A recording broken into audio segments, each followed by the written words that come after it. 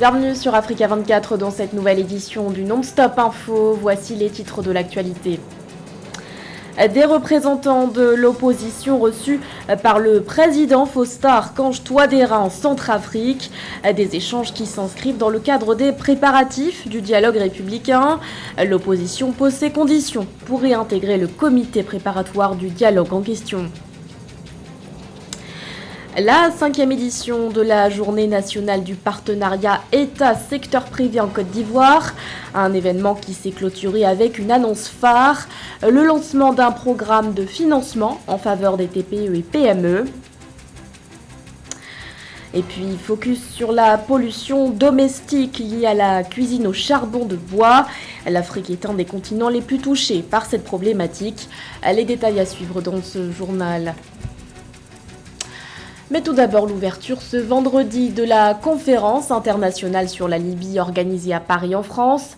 L'événement se tient à plus d'un mois de l'élection présidentielle libyenne prévue le 24 décembre prochain.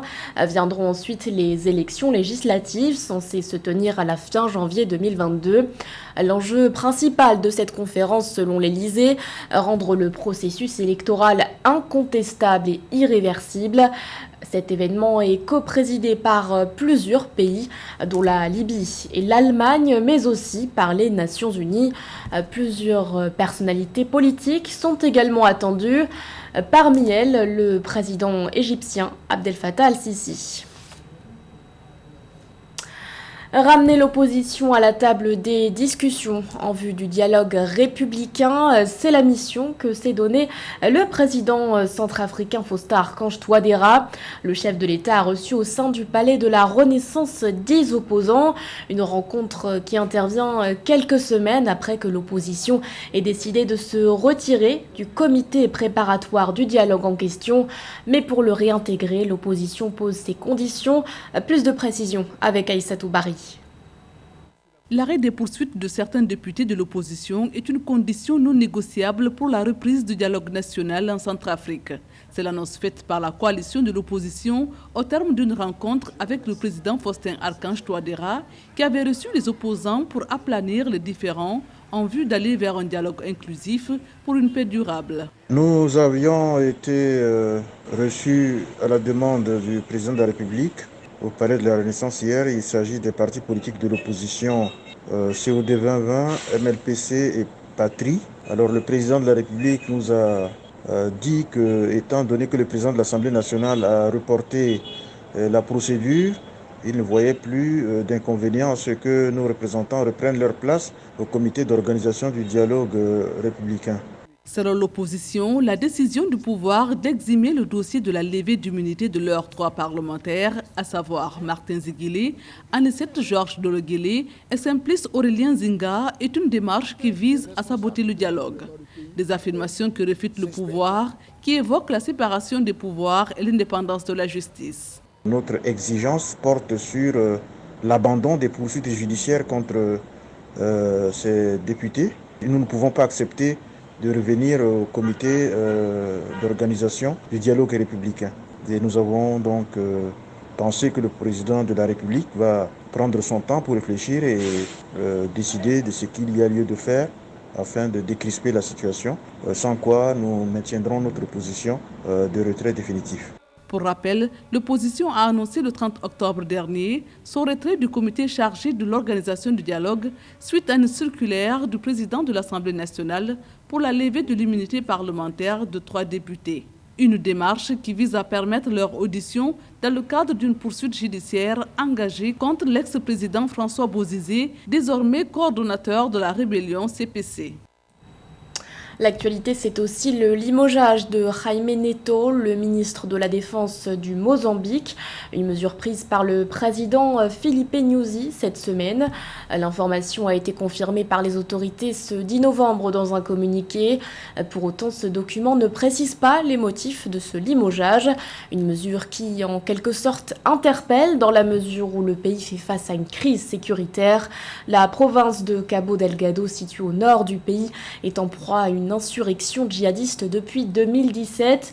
En juillet dernier, le chef de l'État mozambicain s'était finalement résolu à accepter une aide étrangère dans cette lutte contre le terrorisme. Un contingent de 1000 soldats rwandais notamment avait été déployé dans le pays. Il n'y aura pas de compromis avec les commanditaires du coup d'État au Soudan. Ce sont les mots énoncés par le porte-parole des forces pour la liberté et le changement. La coalition se montre ferme et exige le rétablissement du gouvernement de transition.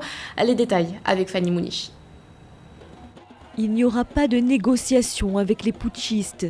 La coalition des forces pour la liberté et le changement a réitéré ce mercredi sa position, le retour aux conditions d'avant le coup d'État, mais aussi le rétablissement du gouvernement de transition et du Premier ministre Abdallah Hamdok. Nous soulignons que nous ne rencontrerons pas l'armée. Notre position est claire et sans équivoque. Il n'y aura pas de négociation ni de compromis avec les commanditaires du coup d'État et nous saluons la position ferme du Premier ministre Abdallah Hamdok. Le Premier ministre Abdallah Hamdok, toujours en résidence surveillée, depuis la prise de pouvoir du général Abdel Fattah al-Burhan, des centaines de militants politiques ont été arrêtés par les services de sécurité, une répression croissante dénoncée par le FCC. Nous rejetons et condamnons les pressions et les menaces auxquelles sont confrontés les détenus qui mettent leur vie en danger. Nous rejetons également les méthodes pratiquées par les commanditaires du coup d'État qui utilisent de faux rapports contre les détenus tout en interdisant des audiences avec leurs avocats et en violant leurs droits constitutionnels et légaux.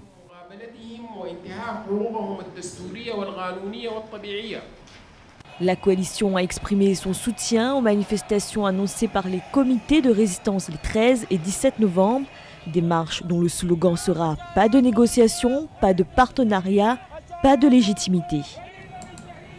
À l'heure où l'insécurité persiste au Burkina Faso, l'opposition lance un appel au gouvernement. Edi Komboigo, le président du Congrès pour la démocratie et le progrès, exige à ce que des mesures urgentes soient prises. Il lance même une mise en garde. Si aucune mesure concrète n'est prise d'ici un mois, l'opposition prévoit de descendre dans la rue en vue de réclamer la démission du chef de l'État, Mildred Yamou. L'opposition burkinabé donne au gouvernement un délai d'1 mois pour redresser la situation sécuritaire du pays.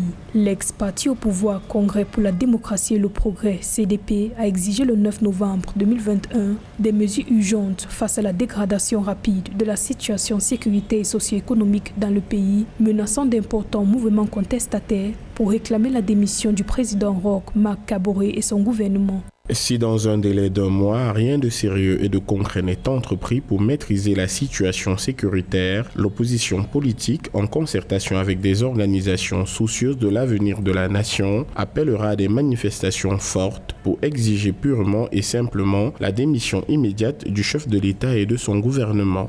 Le Burkina Faso subit une recrudescence d'attaques terroristes ces derniers mois. Le pays est régulièrement confronté à des groupes djihadistes affiliés à l'État islamique et à Al-Qaïda, visant civils et militaires depuis 2015. Le mouvement d'opposition Congrès pour la démocratie et le progrès dresse un bilan de plus de 2000 morts, 2 millions de déplacés internes et plus de 2500 écoles fermées, mettant plus de 400 000 élèves dans la rue.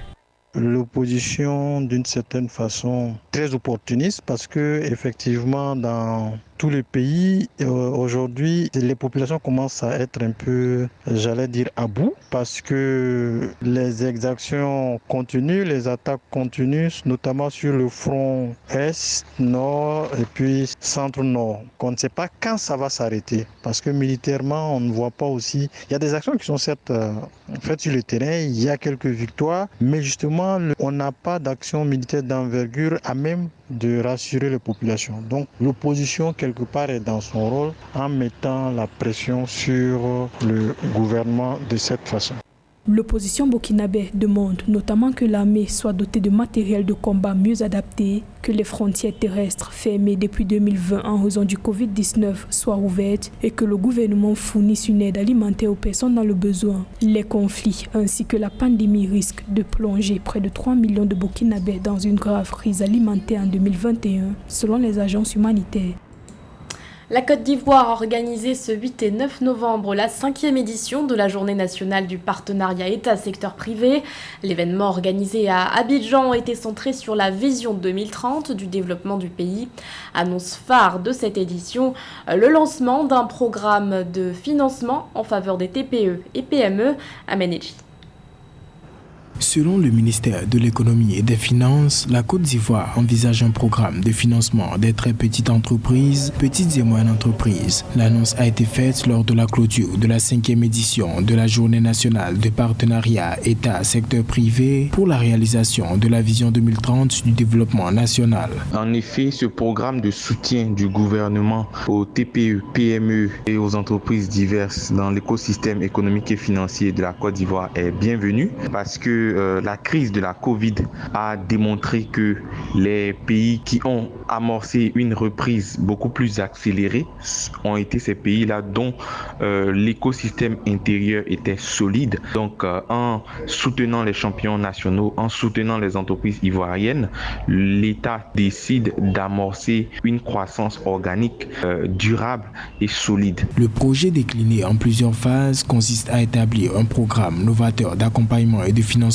des entreprises cibles tout au long de leur croissance, promouvoir l'inclusion des champions nationaux ou entreprises émergentes. Sont visées les filières à fort potentiel dont l'agro-industrie, le textile, l'habitat, le numérique, le tourisme et la culture. Nous tentons bien que mal de revenir à la normale. Cela prendra du temps, mais cela demande aussi un appui conséquent de l'État et de la Banque centrale en termes d'injection de liquidités dans l'économie pour soutenir l'écosystème économique et financier, soutenir les entreprises locales afin qu'elles puissent contribuer efficacement à la croissance du pays. Avant la crise sanitaire de la Covid-19, l'État de Côte d'Ivoire avait réussi à afficher de 2011 à 2019 une croissance moyenne de 8% par an. Le pays compte maintenir cette performance en doublant son revenu par tête d'habitant. 8 millions d'emplois seront créés d'ici 2030 et le taux de pauvreté réduit de 39% à 20%.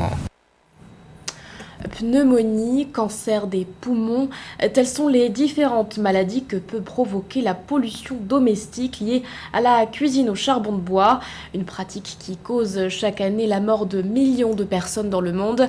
L'Afrique y est particulièrement concernée. Zahra Mohamed Moudiou.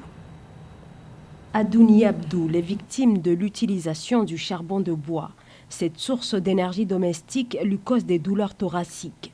L'utilisation de combustibles solides tels que le charbon ou le bois pour la cuisine est responsable de 24% des décès en Afrique subsaharienne. Un drame sanitaire vécu ici, au Nigeria. Le gaz coûte cher, c'est pourquoi j'utilise du bois. Si je ne l'utilise pas, je ne pourrai pas cuisiner et le vendre pour nourrir ma famille. Je sais que le charbon de bois cause des maladies, la fumée provoque des douleurs thoraciques, mais comme il n'y a pas d'alternative, je n'ai pas le choix. Les émissions toxiques entraînent de graves maladies respiratoires, cardiovasculaires ou encore du diabète. À ces facteurs de pollution inhérents au mode de vie s'ajoutent également les failles au niveau des politiques publiques. C'est la décennie du gaz. Dans la décennie du gaz, lorsqu'il prend de l'ampleur et remplace activement d'autres formes de carburant plus sales, ce n'est pas le moment d'adopter des politiques incohérentes et des politiques franchement déroutantes. Bien moins cher que les énergies fossiles pour les ménages, le charbon de bois a encore de beaux jours devant lui. Une catastrophe pour l'environnement et la santé des populations. Sur le continent africain, le nombre de morts liés à la pollution atmosphérique est 10 fois supérieur aux moyennes rencontrées en Europe ou encore en Amérique du Nord. Ce journal a été réalisé par l'ensemble de la rédaction. Merci de votre fidélité. L'actualité continue sur Africa 24.